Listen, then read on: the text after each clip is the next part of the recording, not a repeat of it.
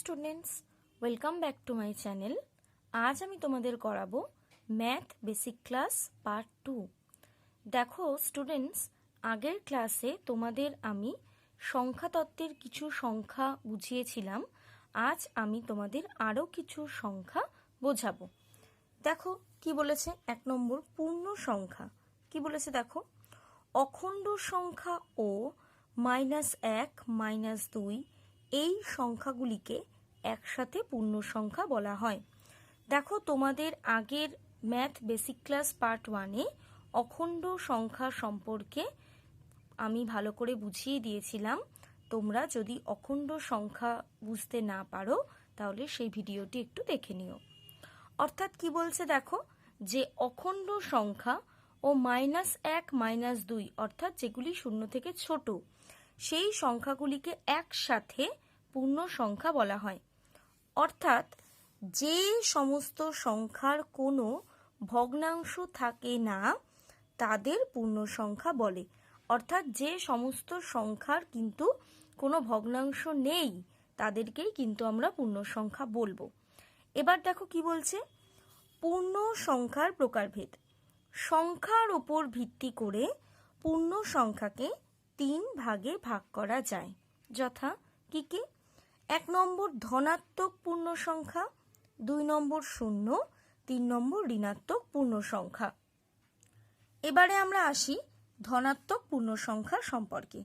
কি বলা হচ্ছে দেখো, শূন্য অপেক্ষা বড় সকল স্বাভাবিক সংখ্যাকে ধনাত্মক পূর্ণ সংখ্যা বলা হয়। স্বাভাবিক সংখ্যা সম্পর্কেও একটি video math basic class part 1-এ কিন্তু রয়েছে। তোমরা যদি স্বাভাবিক সংখ্যা বুঝতে না পারো তাহলে কিন্তু ভিডিওটি অবশ্যই দেখে নেবে। কি বলছে দেখো, যে স্বাভাবিক সংখ্যাগুলি শূন্য থেকে বড় তাদেরকে আমরা বলবো ধনাত্মক পূর্ণ সংখ্যা। যেমন কি কি দেখো, 1 2 3 4 5 আরও আছে ইত্যাদি। অর্থাৎ যে সংখ্যাগুলি শূন্য থেকে বড় তাদেরকেই আমরা বলবো ধনাত্মক পূর্ণ সংখ্যা। এরপর দেখো আসছে 2 নম্বর ঋণাত্মক পূর্ণ সংখ্যা। কি বলা হচ্ছে দেখো, শূন্য অপেক্ষা ছোট সংখ্যাগুলিকে ঋণাত্মক পূর্ণ সংখ্যা বলা হয়। যেমন -1 -2 -3 ... ইত্যাদি। অর্থাৎ যে সংখ্যাগুলি শূন্য থেকে ছোট তাদেরকে আমরা বলবো ঋণাত্মক পূর্ণ সংখ্যা। তাহলে আমরা কি বুঝলাম না, যে সংখ্যাগুলি, যে স্বাভাবিক সংখ্যাগুলি শূন্য থেকে বড় তাদেরকে আমরা বলবো ধনাত্মক পূর্ণ সংখ্যা, এবং যে সংখ্যাগুলি শূন্য থেকে ছোট তাদেরকে আমরা বলবো ঋণাত্মক পূর্ণ সংখ্যা। এরপর দেখো কি বলছে, শূন্য একটি পূর্ণ সংখ্যা যা ধনাত্মক বা ঋণাত্মক পূর্ণ সংখ্যা নয়। অর্থাৎ মনে রাখবে, শূন্য কিন্তু একটি পূর্ণ সংখ্যা, কিন্তু শূন্যকে ধনাত্মক পূর্ণ সংখ্যাও বলা হয় না, ঋণাত্মক পূর্ণ সংখ্যাও বলা হয় না। এরপরে দেখো আসছে 2 নম্বর মূলদ সংখ্যা। মূলদ সংখ্যা কি? ভগ্নাংশকে মূলদ সংখ্যা বলা হয়। যেমন 1 2 3 4 ইত্যাদি। অর্থাৎ সকল ভগ্নাংশকেই আমরা বলবো মূলদ সংখ্যা। ভগ্নাংশের ক্ষেত্রে মনে রাখবে, ভগ্নাংশের নিচে যেটি থাকে সেটিকে বলা হয় হর, আর ওপরে যেটি থাকে সেটিকে বলা হয় লব। তাই ভগ্নাংশকে মূলদ সংখ্যা বলা হয়। যেমন 1 2 এখানে লব হলো 1 এবং হর হলো 2, 3 4 এখানে লব হলো 3 এবং হর হলো 4 ইত্যাদি। এরপরে দেখো আসছে মৌলিক সংখ্যা। কি বলছে দেখো, যে সব স্বাভাবিক সংখ্যার শুধুমাত্র সেই সংখ্যা ও 1 ছাড়া অন্য কোনো উৎপাদক থাকে না তাদের মৌলিক সংখ্যা বলে। যেমন 2 3 5 7 11 ইত্যাদি। দেখো কি বলছে, যে স্বাভাবিক সংখ্যা শুধুমাত্র সেই সংখ্যা ও 1 ছাড়া অন্য কোনো উৎপাদক থাকে না। যেমন দেখো 2, 2কে আমরা কি কি দিয়ে ভাগ করতে পারবো? একমাত্র 2 একে 2 অর্থাৎ 2 দিয়ে এবং 1 দিয়ে। আবার দেখো 3, 3কেও আমরা কি কি দিয়ে ভাগ করতে পারবো? 3 দিয়ে এবং 1 দিয়ে। এইভাবে দেখো 5 7 11 প্রত্যেকটির ক্ষেত্রেই কিন্তু শুধু সেই সংখ্যাটি এবং 1 দিয়েই কিন্তু সংখ্যাটিকে ভাগ করা যাচ্ছে। অর্থাৎ শুধুমাত্র সেই সংখ্যাটি এবং 1ই হলো সংখ্যাটির উৎপাদক। এই রকম যে সংখ্যাগুলি হয় তাদেরকে কিন্তু আমরা বলবো মৌলিক সংখ্যা। এবার দেখো কি বলছে, 2 হলো একমাত্র মৌলিক জোড় সংখ্যা। তাহলে 2 জোড় সংখ্যা, কিন্তু 2 হলো একমাত্র মৌলিক জোড় সংখ্যা। এর কারণ 2কে শুধুমাত্র 2 এবং 1 দিয়েই কিন্তু ভাগ করা যায়, তাই 2 হলো একমাত্র মৌলিক জোড় সংখ্যা। এরপর দেখো মৌলিক সংখ্যার মধ্যেই আসছে পরস্পর মৌলিক সংখ্যা। দেখো কি বলছে, যে দুটি সংখ্যার গসাগু 1 সেই সংখ্যা দুটিকে পরস্পর মৌলিক সংখ্যা বলা হয়। যেমন 5 ও 7। কি বলছে দেখো, 5 এবং 7-এর গসাগু কিন্তু 1, তাই 5 এবং 7কে পরস্পর মৌলিক সংখ্যা বলা হয়। এরকমই আরো সংখ্যা, যেমন ধরো 3 আর 4, 3 ও 4-এর গসাগু কিন্তু 1। এইরকমই যে দুটি সংখ্যার গসাগু হচ্ছে 1 তাদেরকে কিন্তু আমরা বলবো পরস্পর মৌলিক সংখ্যা। এরপর দেখো কি বলছে, পরস্পর দুটি মৌলিক সংখ্যার লসাগু হলো সংখ্যা দুটির গুণফল। পরস্পর দুটি মৌলিক সংখ্যার লসাগু আমরা কি করে বার করব? সংখ্যা দুটোকে গুণ করে। এবার একটা জিনিস মনে রাখবে, 1কে কিন্তু মৌলিক সংখ্যাও বলা হয় না, যৌগিক সংখ্যাও বলা হয় না। এরপর আমরা আসবো যৌগিক সংখ্যায়। দেখো কি বলছে, যেসব স্বাভাবিক সংখ্যার সেই সংখ্যা ও 1 ছাড়াও আরো অন্য উৎপাদক আছে সেই সব সংখ্যাকে যৌগিক সংখ্যা বলে। যেমন 4, 6, 8, 9, 10 ইত্যাদি। কি বলছে দেখো, যেসব স্বাভাবিক সংখ্যার সেই সংখ্যা এবং 1 ছাড়া আরো অন্য উৎপাদক আছে। আমরা একটু আগে জানলাম যে যেসব স্বাভাবিক সংখ্যা শুধুমাত্র 1 এবং সেই সংখ্যায় উৎপাদক তাদেরকে বলে মৌলিক সংখ্যা। আর এখন দেখো কি বলা হচ্ছে, যে যেই সব স্বাভাবিক সংখ্যার 1 এবং সেই সংখ্যা ছাড়াও আরো উৎপাদক আছে, মানে সংখ্যাটিকে আরো অন্যান্য সংখ্যা দিয়ে কিন্তু ভাগ করা যায়, তাদেরকে আমরা বলবো যৌগিক সংখ্যা। যেমন দেখো 4কে 4 এবং 1 ছাড়াও কিন্তু 2 দিয়ে ভাগ করা যায়, তার কারণ 2 দুগুণী 4, তাই 4 একটি যৌগিক সংখ্যা। তেমনি ভাবে দেখো 6কে 1 এবং 6 ছাড়াও 2 আর 3 দিয়ে কিন্তু ভাগ করা যায়, কারণ 3 দুগুণী 6, তাই 6 হলো একটি যৌগিক সংখ্যা। একইভাবে দেখো 8-এর ক্ষেত্রেও তাই, 8 এবং 1 ছাড়াও 2 এবং 4 দিয়ে ভাগ করা যায়, তার কারণ 4 দুগুণী 8। এইভাবেই দেখো 9 ও 10 এগুলোকেও কিন্তু 1 এবং সেই সংখ্যাটি ছাড়াও আরো অন্যান্য সংখ্যা দিয়ে ভাগ করা যায়। যেমন 9কে 3 দিয়ে ভাগ করা যায়, 3 × 9। ঠিক একইভাবে 10কে 2 দিয়ে এবং 5 দিয়ে ভাগ করা যায়, তার কারণ 5 দুগুণী 10। তার জন্য যে সংখ্যাগুলির শুধুমাত্র 1 এবং সেই সংখ্যা ছাড়াও আরো উৎপাদক রয়েছে সেই সংখ্যাগুলিকেই আমরা বলবো যৌগিক সংখ্যা। এরপর দেখো একটু আগেই তোমাদের যেটা বললাম, যে 1কে মৌলিক ও যৌগিক কোনো সংখ্যা বলা হয় না।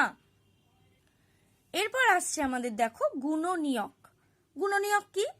কোনো সংখ্যার গুণনীয়ক হলো যে সংখ্যা দ্বারা ওই সংখ্যাকে ভাগ করলে কোনো ভাগশেষ থাকে না। যেমন 10-এর গুণনীয়ক হলো 1, 2, 5 ও 10। কি বলা হচ্ছে দেখো, গুণনীয়ক কাকে বলবো আমরা? না, গুণনীয়ক হলো যেই সংখ্যা দ্বারা কোনো সংখ্যাকে ভাগ করলে ভাগফলটি কিন্তু মিলে যাবে, কোনো ভাগশেষ কিন্তু থাকবে না, অর্থাৎ ভাগশেষ হবে 0। যেমন দেখো 10কে যদি আমরা ভাগ করি, 10কে কি দিয়ে ভাগ করতে পারবো? 10 একে 10, আবার 5 দুগুণী 10। তাই এখানে 10-এর গুণনীয়ক কি কি? 1, 2, 5 ও 10। এরপর আসছে দেখো গুণিতক। গুণিতক কি? কোনো সংখ্যাকে পূর্ণ সংখ্যা দিয়ে গুণ করলে যে সংখ্যাগুলো পাওয়া যায় তাকে ওই সংখ্যার গুণিতক বলা হয়। কি বলছে দেখো, যেমন 5-এর গুণিতক হলো 5, 10, 15, 20, 25, 30 ... ইত্যাদি। কি বলছে দেখো, কোনো সংখ্যাকে পূর্ণ সংখ্যা দিয়ে গুণ করলে, যেমন আমি যদি 5-এর ঘরের নামটাই দেখি, পূর্ণ সংখ্যা 5কে 1 দিয়ে, 2 দিয়ে, 3 দিয়ে গুণ করছি, সেরকমই বলছে যে কোনো সংখ্যাকে কোনো পূর্ণ সংখ্যা দিয়ে গুণ করলে যে সংখ্যাগুলো পাওয়া যায়, অর্থাৎ যে গুণফলগুলো আমরা পাবো, সেই গুণফলগুলোই কিন্তু হলো সেই সংখ্যার গুণিতক। অর্থাৎ এখানে আমরা 5-এর ঘরের নামতা দিয়ে দেখিয়েছি, যেমন 5কে 1 দিয়ে গুণ করলে 5 হয়, 2 দিয়ে গুণ করলে 10 হয়, 3 দিয়ে 15, এইভাবে কিন্তু করিয়েছি। এবার দেখো একটা জিনিস মনে রাখবে, যে গুণনীয়ক কিন্তু একটি নির্দিষ্ট সংখ্যকই থাকে, কিন্তু গুণিতক কিন্তু অসংখ্য হয়, কারণ 5কে তুমি কিন্তু 100, 1000, 3000, 4000 সব কিছু দিয়েই গুণ করতে পারবে। সেগুলো কিন্তু সবই হলো 5-এর গুণিতক। কিন্তু গুণনীয়ক কিন্তু 5-এর শুধুমাত্র 1 ও 5। তাই মনে রাখবে যে গুণনীয়ক কিন্তু নির্দিষ্ট হয় আর গুণিতক কিন্তু অসংখ্য হতে পারে। এরপরে দেখো আমরা আসছি গসাগু, অর্থাৎ গসাগুর পুরো নাম গরিষ্ঠ সাধারণ গুণনীয়ক। দেখো কি বলছে, দুটি সংখ্যার একই গুণনীয়ক থাকলে তাদের সাধারণ গুণনীয়ক বলে। যেমন ধরো দুটো সংখ্যা এখানে নেওয়া হয়েছে যে 9 ও 12। 9 ও 12-র কি কি গুণনীয়ক? 9-এর গুণনীয়ক হচ্ছে 1, 3 আর 9, আর 12-র গুণনীয়ক হচ্ছে 1, 3, 4 আর 12। কি বলছে দেখো, যে দুটি সংখ্যার যদি একই গুণনীয়ক থাকে, এখানে দেখো 9-এর গুণনীয়ক 1, 3 আর 9, আর 12-র গুণনীয়ক 1, 3, 4 আর 12। তাহলে যে 9-এর গুণনীয়কগুলির সঙ্গে 12-র গুণনীয়কের মধ্যে কোনটা মিল আছে, কোনটা কমন? না 3। তাহলে এইরকমই 3 আর 1 আছে। তাহলে দুটি সংখ্যার যদি একই গুণনীয়ক থাকে তাহলে তাদের সেগুলিকে সাধারণ গুণনীয়ক বলা হয়। তাহলে এখানে সাধারণ গুণনীয়ক কি কি? 1 আর 3। এবার দেখো কি বলছে, সাধারণ গুণনীয়কগুলির মধ্যে বড় গুণনীয়ককে গরিষ্ঠ সাধারণ গুণনীয়ক বলে। অর্থাৎ এখানে 9 ও 12-র মধ্যে সাধারণ গুণনীয়ক হচ্ছে 1 আর 3। তাই 1 আর 3-এর মধ্যে কোন গুণনীয়কটা বড়? 3। তাই এক্ষেত্রে 9 ও 12-র গসাগু হলো 3। তাই মনে রাখবে কোনো সংখ্যার সাধারণ গুণনীয়কগুলির মধ্যে যেটি সব থেকে বড় সেটাই হলো সেই সংখ্যাগুলির গসাগু। এরপর দেখো আসছে লসাগু, অর্থাৎ লঘিষ্ঠ সাধারণ গুণিতক। কি বলছে দেখো, দুটি সংখ্যার সবচেয়ে ছোট সাধারণ গুণিতককে লসাগু বলে। একইভাবে আমরা এক্ষুনি যেটা পড়লাম সেই রকমই আমরা বলেছি যে গুণিতক অসংখ্য হতে পারে। সেরকমই দুটি সংখ্যার যেটা সাধারণ গুণিতক এবং সাধারণ গুণিতকের মধ্যে যেটি সব থেকে ছোট সেটাকেই কিন্তু লঘিষ্ঠ সাধারণ গুণিতক বলা হয়। যেমন দেখো 4-এর গুণিতক আমরা কি লিখতে পারি? 4 একে 4, 8, 12, 16, 20 এরকম আমরা অসংখ্য লিখতে পারি। আবার 6-এর ক্ষেত্রেও আমরা সেইভাবেই লিখতে পারি। 6-এর ক্ষেত্রে গুণিতক আমরা কি লিখতে পারি? 6, 12, 18, 24 এইভাবে লিখতে পারি। তাহলে কি বলছে, যে আমরা বলেছি যে যেটি সব থেকে ছোট সাধারণ গুণিতক সেটি হচ্ছে লসাগু। তাহলে 4 ও 6-এর সাধারণ গুণিতক হচ্ছে ছোট 12, তাই 4 ও 6-এর লসাগু হচ্ছে 12। এবার দেখো একটি ফর্মুলা আছে যে গসাগু আর লসাগুর মধ্যে সম্পর্ক কি। একটা জিনিস মনে রাখবি যে গসাগু গুণ লসাগু, অর্থাৎ গসাগু আর লসাগুর গুণফলই হচ্ছে সংখ্যা দুটির গুণফলের সমান। অর্থাৎ গসাগু এবং লসাগুকে গুণ করে আমরা যত পাবো, সংখ্যা দুটি অর্থাৎ কোনো দুটি সংখ্যার গুণফলও কিন্তু তাই হবে। দেখো স্টুডেন্টস, তোমাদের যদি এই ভিডিওটি ভালো লেগে থাকে তাহলে কিন্তু অবশ্যই ভিডিওটিতে একটি লাইক করবে, শেয়ার করবে এবং এই ভিডিওটির থেকে তোমাদের যদি কোনো কিছু বুঝতে অসুবিধা হয় তাহলে কিন্তু কমেন্ট বক্সে কমেন্ট করে জানাবে এবং অবশ্যই আমার চ্যানেলটি সাবস্ক্রাইব করে পাশে থাকা বেল আইকনটি প্রেস করে দেবে, যাতে আমি যখন কোনো নতুন ভিডিও দেব তার নোটিফিকেশন তোমাদের কাছে সবার আগে পৌঁছে যাবে। প্রত্যেকে ভালো থেকো, সুস্থ থেকো। পরের ভিডিওতে আবার তোমাদের সঙ্গে দেখা হবে। টাটা।